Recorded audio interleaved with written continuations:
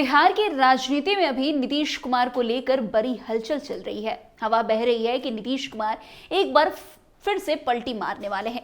लेकिन इन सब के बीच मुख्यमंत्री नीतीश कुमार और राजद प्रमुख लालू यादव के करीबी और वरिष्ठ नेता शिवानंद तिवारी ने नीतीश कुमार को लेकर बड़ी बात कह दी है। शिवानंद तिवारी ने एक सोशल मीडिया पोस्ट में कई गंभीर आरोप लगाए हैं। उन्होंने कहा है कि देश के मुख्यमंत्रियों नीतीश जी गांधी जी का नाम सबसे ज्यादा लेते हैं। अगर जगह जगह इन्होंने गांधी जी जिनको पाप मानते थे वैसे 7 पापों की सूची बड़े बड़े बोर्ड पर लिखवा कर टंगवाई है, लेकिन कभी कभी मुझे लगता है कि उन्होंने स्वयं कभी गांधी के बताए 7 पापों की सूची पढ़ी भी है या नहीं, क्योंकि उन 7 पापों में पहला पाप गांधी जी के अनुसार सिद्धांत विहीन राजनीति है। लेकिन स्वयं नीतीश अगर अपने जीवन की राजनीतिक यात्रा पर नजर डालेंगे तो उसमें सिद्धांत के अलावा सब कुछ नजर आएगा। शिवानंद तिवारी ने कहा कि गांधी जी ने नीतीश जैसे सत्ताधारियों के लिए एक जंतर बताया था, जब कोई कदम उठाओ तो देखो कि उस कदम से कतार में खड़े अंतिम आदमी को क्या लाभ मिलेगा। विकास के मामले नीतीश जी की शोहरत है। सड़क और बिजली के मामले में बिहार में वाकई भारी परिवर्तन हुआ है। अब देहात में भी जहां तहां तिलक में ऐसी एसी भी चढ़ने लगी है। उन्होंने कहा कि व्यक्तिगत खर्चे में नीतीश जी बहुत सावधानी बरतते हैं। जेब से 10 रुपया भी बहुत सोच समझकर निकालते हैं, लेकिन सरकारी खजाने से खर्च के मामले में माले मुफ्त दिले बेरहम वाली हालत है। बिहार जैसे गरीब राज्य का अरबों रुपया इन्होंने बर्बाद किया है। अभी ही देख लीजिए, बिहार म्यूजियम से पुराने अजायब घर को जोड़ने के लिए जमीन के नीचे नीचे भूगर्भ टनल बनाया जा रहा है।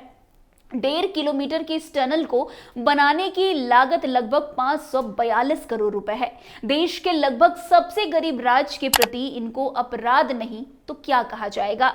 शिवानंद तिवारी ने कहा कि पटना स्टेशन के सामने नीतीश जी ने ध्यान केंद्र बना दिया है। बड़े बाजार में ध्यान लगाने का केंद्र नीतीश जी ही बनवा सकते हैं। पहले वो पुराना जेल था, बहुत बड़ा परिसर, इतना बड़ा कि स्टेशन के पास का सारा बाजार उसके अंदर आ जाता। बाजार खाली हो जाता तो पटना स्टेशन का चेहरा ही बदल जाता। आर्यभट्ट ज्ञान विश्वविद्यालय का हाल देख लीजिए। जब इनकी शुरुआत हुई थी तब क्या क्या सपने दिखाया था नीतीश जी ने। अगर इस विद्यालय पर अब तक हुए खर्च का हिसाब लगाया जाए तो वह सैकड़ों करोड़ में चला जाएगा, लेकिन वहां एक नियमित वाइस चांसलर तक नहीं है।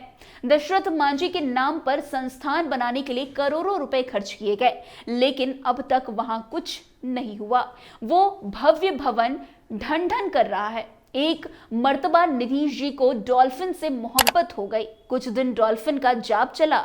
उनके शोध के लिए 200-250 करोड़ रुपए की लागत से भवन बना। वो भवन वैसे ही ढनढना रहा है।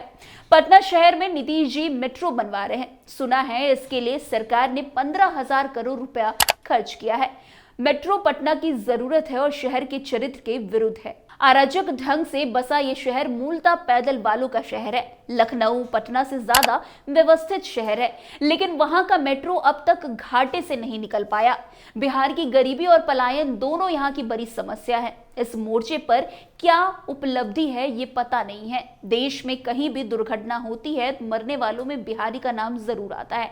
जानवर की तरह लोग वहां रहते हैं। सरकार उनकी कोई सुध नहीं लेती।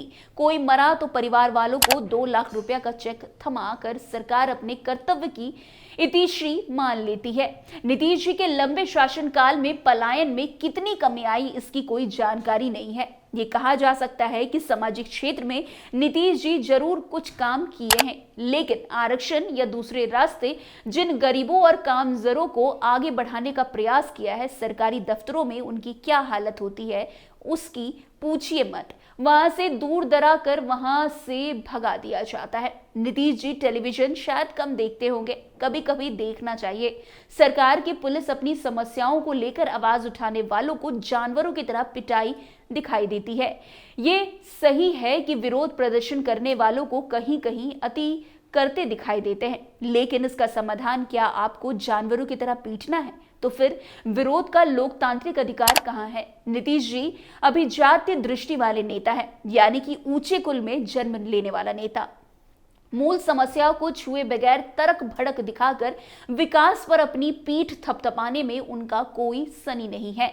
गरीबी के ढेर पर पटना के नेहरू पथ पर अमीरी की झिलमिलाहट दिखाकर गरीबों का अपमान कर रहे हैं। वे राजा की तरह सुरक्षा के तगड़े घेरे में पूरी सरकार लेकर एक राजा की तरह बिहार का मुआयना कर रहे हैं। वाकई नीतीश जी का कोई जोर नहीं है।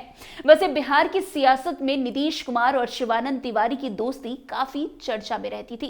बिहार की राजनीति में ऐसी कई जटिल रिश्तों और राजनीतिक कनेक्शनों की कहानी है जिसका प्रभाव राज्य के राजनीतिक परिप्रेक्ष्य पर गहरा प्रभाव डालता है। इन रिश्तों में से एक महत्वपूर्ण और दिलचस्प रिश्ता था बिहार के मुख्यमंत्री नीतीश कुमार और वरिष्ठ नेता शिवानंद तिवारी के बीच। इन दोनों की दोस्ती की राजनीति में अहम भूमिका रही, लेकिन समय के साथ कई बदलाव आए जो इन दोस्ती की तासीर को बदलने का कारण बने। नीतीश कुमार और शिवानंद तिवारी की दोस्ती में कई उतार चढ़ाव आए। शुरुआत में ये दोस्ती बिहार की राजनीति के लिए एक आशा की किरण बनकर उभरी, लेकिन समय के साथ दोनों के बीच कई मतभेद उत्पन्न हुए। इन मतभेदों के कारण उनके रिश्ते में खटास आई और उनके राजनीतिक जीवन में कुछ ऐसे मोड़ आए जिन्होंने उनकी दोस्ती को खूब प्रभावित किया। वहीं अब शिवानंद तिवारी ने जो बातें नीतीश कुमार को लेकर कही है उससे सियासत आने वाले दिनों में जरूर भड़क सकती है। तो फिलहाल इस खबर में आज के लिए बस इतना ही। अन्य खबरों में हमारे साथ ऐसे आगे बने रहें और देखते रहे। तब तक के लिए कैपिटल टीवी बिहार। धन्यवाद।